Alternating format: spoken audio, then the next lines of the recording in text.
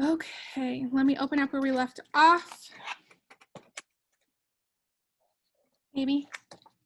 All right, remember we read The Really Ugly Duckling, The Other Frog Prince, The Princess and the Bowling Ball,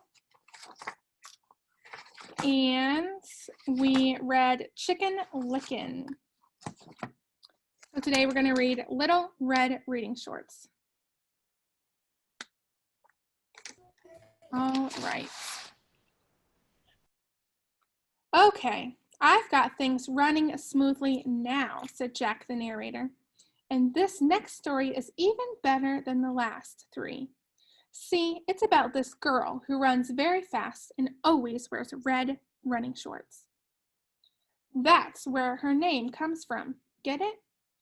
So anyway, this girl is running to her granny's house when she meets a wolf. He tricks her into taking the long way while he takes the shortcut. Now this is a good part because Red runs so fast that she beats the wolf to Granny's house. He knocks on the door. Red answers it. And guess what she says? My, what slow feet you have. And that's it. The end. Is that great or what? So sit back, relax, and enjoy Little Red Running Shorts. And now, like I already said, Little Red Running Shorts. You just told the whole story, says Little Red Running Shorts. You're not going to tell it again? Oh, we're not going to tell it again. You can't say that, says Jack. You have to start with Once Upon a Time. No way, says the wolf. You blew it. But you guys are next. Look at the title on the top of the page. Little Red Running Shorts. That's you. Let's go, wolf. We're out of here. Wait! You can't do this. Your story is supposed to be 3 pages long. What do I do when we turn the page? So here's Little Red Running Shorts, the wolf, and Jack, our narrator. And I guess they left it blank. I planted the wheat. I wanted the wheat. I harvested the wheat. Now do I get to tell my story? Said the little red hen. Say, what's going on here? Why is that page blank? Is that my page? Where's that lazy dog? Where's that lazy cat? Where's that lazy mouse? How do they expect me to tell the whole story by myself? Where is that lazy narrator? Where is that lazy illustrator? Where is that lazy author? All right, Jack's bean problem. Forget that, hen. Now it's time for the best story in the whole book. My story. Because once upon a time, I traded our last cow for 3 magic beans. And, hey, Giant, what are you doing down here? You're wrecking my whole story. I don't like that story, said the Giant. You always trick me. That's the best part, said Jack. Fee, fi, fo, fory, I have made my own story. Great rhyme, Giant, and I'm sure your story is just as good, but there's no room for it, so why don't you climb back up the beanstalk? I'll be up in a few minutes to steal your gold and singing your harp. I'll grind your bones to make my bread. I knew you'd understand, and there's another little thing that's been bugging me. Could you please stop talking in uppercase letters? It really messes up the page. I will read my story now, said the Giant, and he did. The Giant Story. The end. Of the evil stepmother, that I'll huff and snuff. Give you 3 wishes. The beast changed into 7 dwarfs, happily ever after, for a spell had been cast by a wicked witch. Once upon a story. Once upon a time. That's your story? Said Jack. You've got to be kidding. That's not a fairly stupid tale. That's an incredibly stupid tale. That's an unbelievably stupid tale. That is the most stupid tale I ever... Ugh. The giant grabbed Jack and dragged him to the next page. Jack's story. Once upon a time, there was a giant. The giant squeezed Jack and said, "Tell me a better story, or I will grind your bones to make my bread.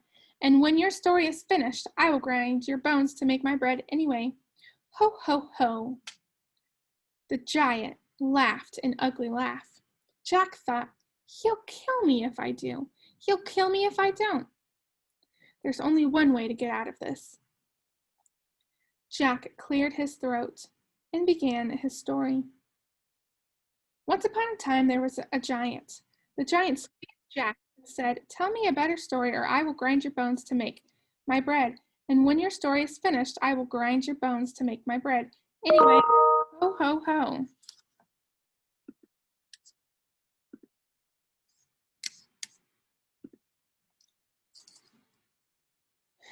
The giant laughed an ugly laugh. Jack thought, "He'll kill me if I do. He'll kill me if I don't. There's only one way to get out of this." And then it keeps going on and on about Jack clearing his throat and telling that same story. So here's the giant, and here's Jack. All right, Cinder Rumpelstiltskin. Once upon a time, there was a beautiful girl named Cinderella who lived with her wicked stepmother and 2 ugly stepsisters. 3 step-relatives were not only wicked and ugly, they also made Cinderella clean the house every day. One day, the local prince announced that he was holding a fabulous ball at his castle. Everyone was invited.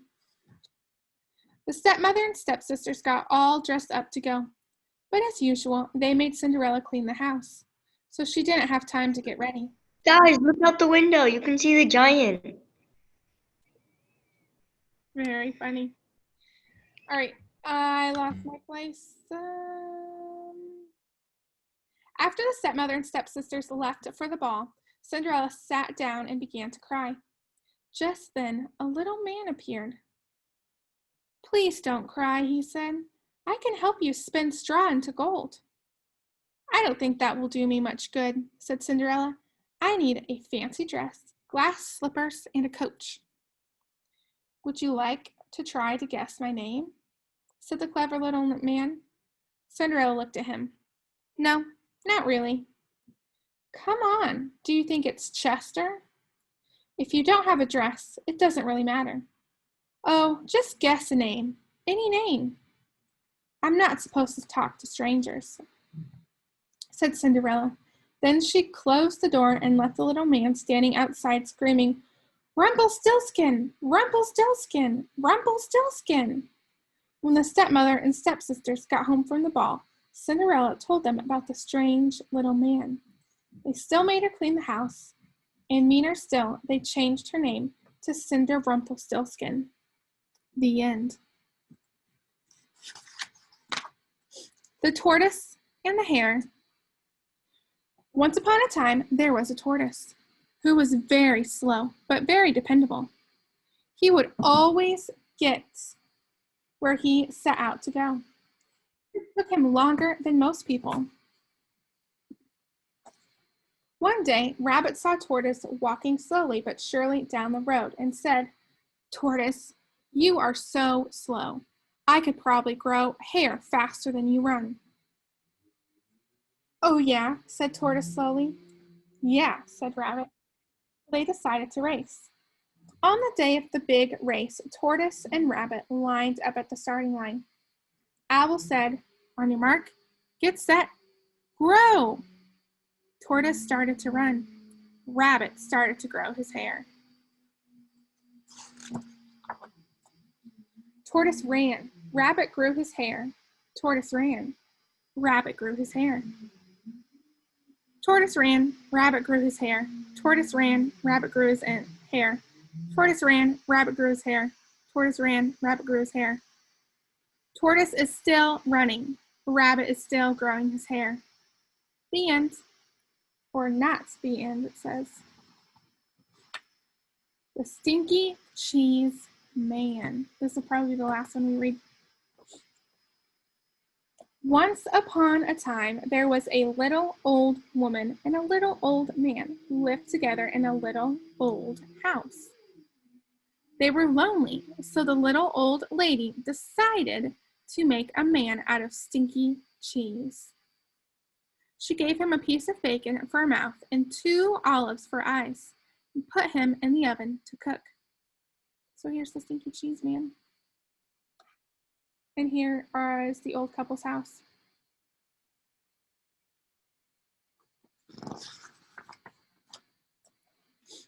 When she opened the oven to see if he was done, the smell knocked her back. Phew, what is that terrible smell? She cried. The Stinky Cheese Man hopped out of the oven and ran out the door calling, Run, run, run as fast as you can. You can't catch me. I'm the Stinky Cheese Man. The little old lady and the little old man sniffed the air. I'm not really very hungry, said the little old man. I'm not really all that lonely, said the little old lady. So they didn't chase that Stinky Cheese Man. The Stinky Cheese Man ran and ran until he met a cow eating grass in a field. Wow, what's that awful smell? Said the cow.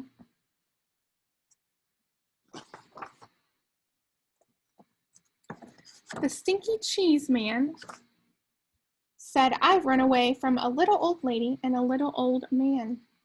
And I can run away from you too, I can. Run, run, run as fast as you can. You can't catch me. I'm the Stinky Cheese Man. The cow gave another sniff and said, I'll bet you could give someone 2 or 3 stomach aches. I think I'll just eat weeds. So the cow didn't chase the Stinky Cheese Man either. The Stinky Cheese Man ran and ran. This is Stanfield. Yes, Stanfield. Yes, Nina. I can barely hear. All right, make sure your volume's turned up. Yeah, it's all the way up and I still can't even hear. Okay, we'll try and figure it out. Let me finish the story and then we'll start math, okay? The Stinky Cheese Man ran and ran until he met some kids playing outside school. No sugar. Gross, said a little girl. What's that nasty smell? I've run away from a little old lady and a little old man and a cow, and I can run away from you too. I can. Run, run, run as fast as you can. You can't catch me. I'm the Stinky Cheese Man. A little boy looked up, sniffed the air, and said, If we catch him, our teacher will probably make us eat him. Let's get out of here. So the kids didn't chase the Stinky Cheese Man either. By and by, the Stinky Cheese Man came to a river with no bridge. How will I ever cross this river? It's too big to jump, and if I try to swim across, I'll probably fall apart, said you-know-who. Just then, the sly fox shows up in a lot of stories like these, poked his head out of the bushes. Why, just hop on my back and I'll carry you across, Stinky Cheese Man. How do I know you won't eat me? Trust me, said the fox. So the Stinky Cheese Man hopped on the fox's back. The fox swam to the middle of the river and said, Oh man, what is that funky smell? The fox coughed, gagged, and sneezed, and the Stinky Cheese Man flew off his back and into the river, where he fell apart. The end. All right, so we'll read the rest tomorrow.